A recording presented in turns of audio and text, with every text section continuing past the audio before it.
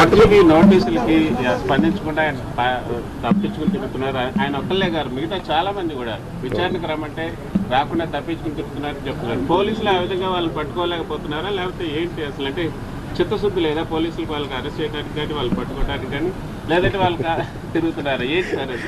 Let the police do their job, let me do my job. నా పని నేను చేసుకున్నాను, వాళ్ళ పని వాళ్ళు చేయాలి కదా. అంటే నేను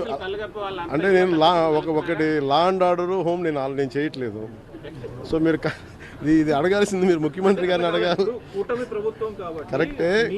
అలాగే ఇప్పుడు నేను పంచాయతీరాజ్ గురించి అడిగితే నేను చెప్పగలను. అంటే కొన్ని ఇది మా ఇంటర్నల్గా ఏం జరుగుతుందో ఒకసారి మీరు చెప్పినవన్నీ ఖచ్చితంగా నేనే దాన్ని తప్పించుకోవట్లేదు కదా. కానీ ఒక మాట చెప్పేటప్పుడు కొంచెం బాధ్యతగా చెప్పాలి.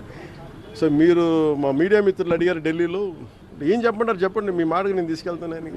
అంటే మిమ్మల్ని అంత ఇబ్బంది పెట్టినప్పుడు, అంత ధైర్యంగా ఆంధ్ర పోలీసు ఉన్నప్పుడు ఈరోజు ఆంధ్ర పోలీసు ఎందుకు తట్టుపాయిస్తున్నారు అని అడగాలి కదా. ఖచ్చితంగా అడుగుతాను.